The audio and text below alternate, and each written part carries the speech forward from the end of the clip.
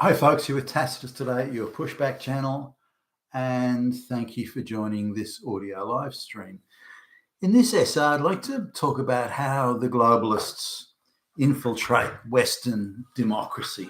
Now, this can be the House of Representatives, the parliaments, the Senate, regional assemblies, local city councils. It's how they go about it, the techniques that are used. Now, we all know about George Soros, funding, activist district attorneys all over the United States.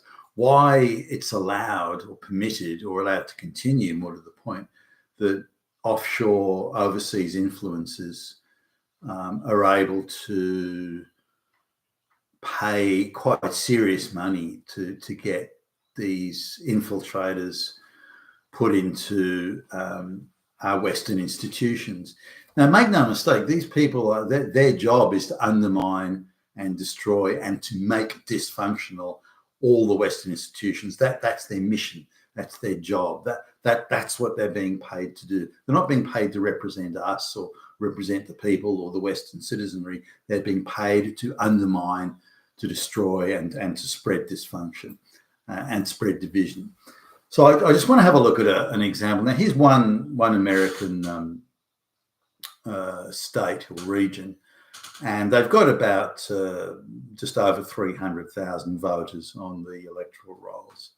So it's not a large area, and they've got one of the districts, and there's maybe, I don't know, 20,000 voters for each electoral district, maybe not quite that much actually.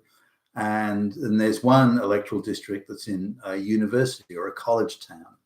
So there's like a college there and a community college. So there's a lot of young people there, a lot of them in education or in the educational system. And so if you're going to pick a place or select an electoral district to get an activist elected, then that would be somewhere that you would pick. So anyway, a transgender activist gets elected to that district and starts to push for all sorts of transgender rights, as they call it. Child mutilation, as many others would call it.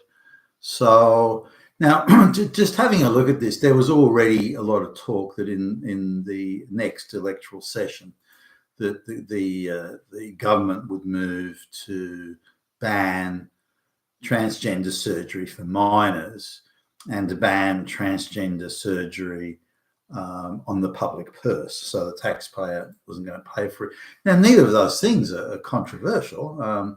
Until someone reaches majority age, it's only reasonable that they shouldn't make decisions regarding, medical procedures, particularly ones of, say, removing, organs, and they shouldn't be able to do that until they're old enough to accept that level of responsibility. For example, if the 16-year-old girl has sex with a 18-year-old boy, they say, well, she was raped. Well, how come she was raped? Well, she can't give consent. She cannot give consent because she's too young. She's too young to give consent. It is therefore rape. Put that damn Nazi rapist in prison. Well, then she's too young to make a decision about changing her gender and having surgery to chop off her breast. No. She's allowed to do that. And if you won't let her do that, then you're a fucking damn Nazi. So just having a look at the transgender proposals that this region was putting forward, saying, well, you're not going to be able to have transgender surgery until you're 18 because you're not old enough to be informed, and it's not going to be on the public purse. So there you go. Now, again, I don't see either of those things are controversial. But once you take away those things, you say, okay, we're not going to let society be divided, and we're not going to allow this sort of disruption and dysfunction to be forced into our social system by activists. And this is one way of doing it. The activists, the destroyers of the West, they need this. They need it. They must have it.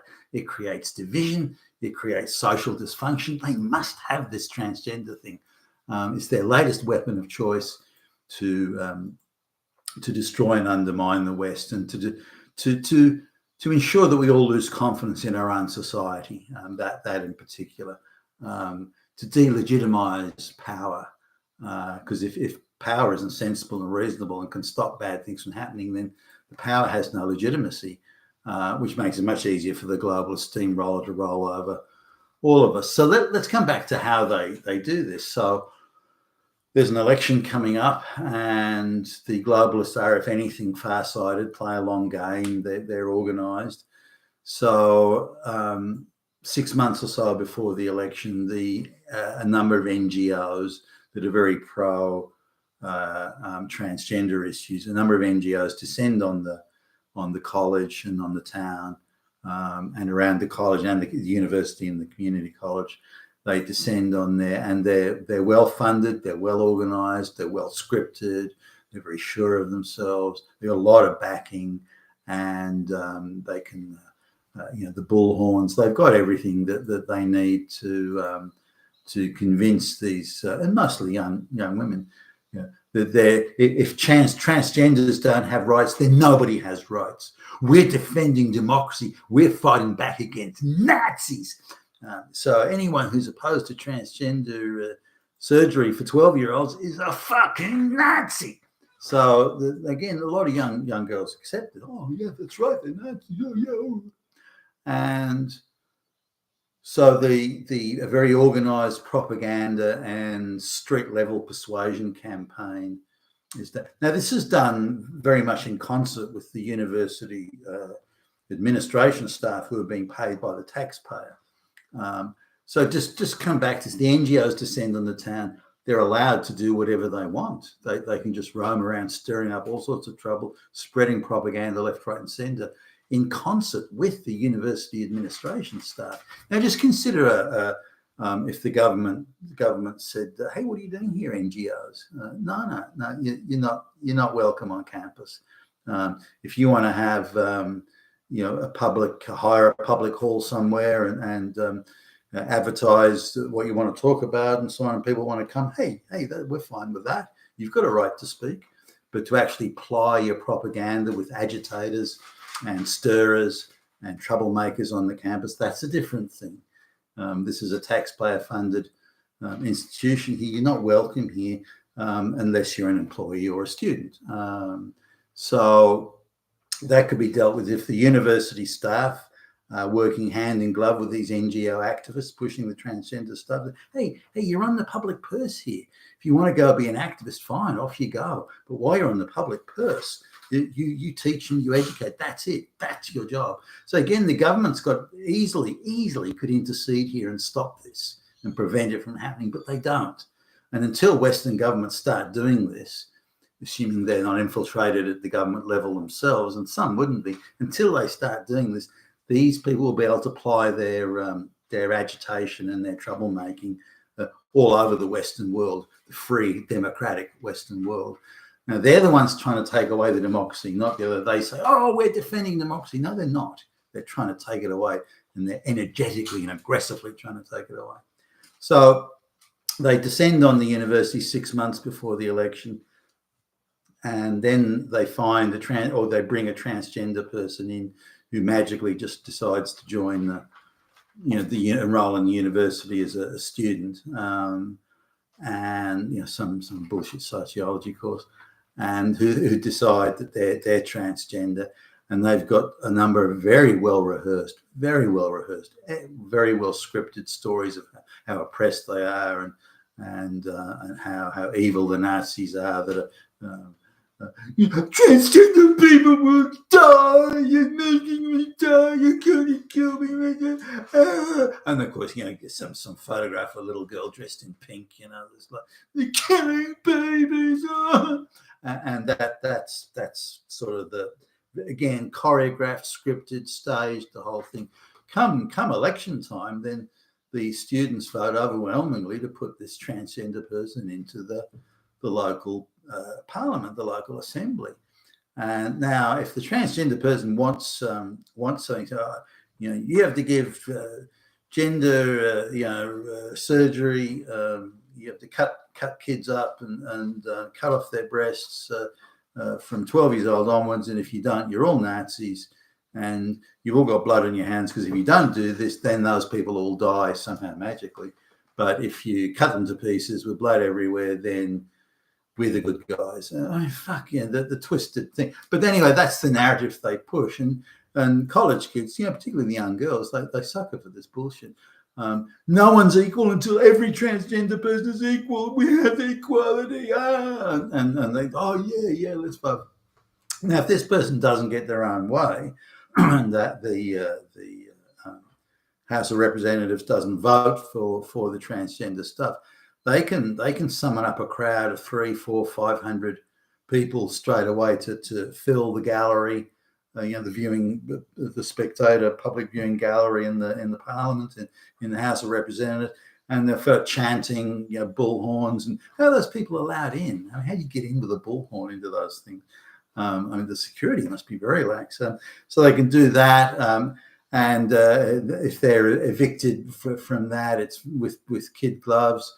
And then they go outside and make a terrible ruckus. Then they bang on the doors and try and disrupt the proceedings in the Parliament. I mean, isn't that an insurrection, for goodness sake? Where's the FBI? Merrick Garland, arrest those motherfuckers. But of course they won't. I mean, the transgender issue is one that's heartily supported and furthered by the globalists, and so no law enforcement authority will lift a finger to stop them. So that they can intimidate lawmakers. They can go outside, lawmakers' houses and shout and scream and carry on. They've got. This is the power of this. Just one transgender person being inserted into the Parliament here, and they can be the centerpiece and coordinate with a very sympathetic media, by the way. They can coordinate all sorts of harassment of lawmakers, giving the impression that the people are clamoring. Now, the crowd that they can summon, many hundreds of people, most of them seem to be from out of town and even out of state. Very professional. Signs are put everywhere. They can put up a sign saying democracy is dying here. What that's good is, notice the equation here. Unless you allow 12-year-olds to have their breasts or penises cut off, unless you allow that, you are killing democracy because you're a Nazi. Just imagine the chutzpah involved in that sort of line of thinking, or that line of logic. So they can put big signs across the front of the parliament: democracy is dying here. Now, the thing only is up for a couple of minutes, but they get the photographs that the media happily put about, the mainstream media happily put about. They get sympathetic interviews. Transgender people are dying. Millions upon millions are dying every second of every day, unless they allow us to. They're killing us, murdering Nazis. And the media, oh wow. There's no pushback, no questioning. No. Well, where are these people who are dying? Can you give me even one name? There's none of that. So the media, the globalist control media, is very on board with this. But when we look at the Soros-funded DAs and the various activists that magically are turning up in all sorts of parliaments around the Western world, arguing for the trans, the race, all the hustling about creating social division. All of this is funded by globalist machinery, and no one's pushing back against, no one's stopping it. The very idea of democracy was it would be the citizens who would be electing a person from their own area, their own town, or their own village, and sending them to a federal parliament to represent them. That's of course completely changed. That was what democracy was, and those representatives would then make decisions on behalf of the nation. But the globalists have absolutely torn that to pieces. It barely exists anymore, and they're using that confusion to insert their activist agents in there to further undermine Western society, democracy, the parliamentary process, and indeed the legal process. You've been a Tassos today, your Pushback channel. Thank you for listening.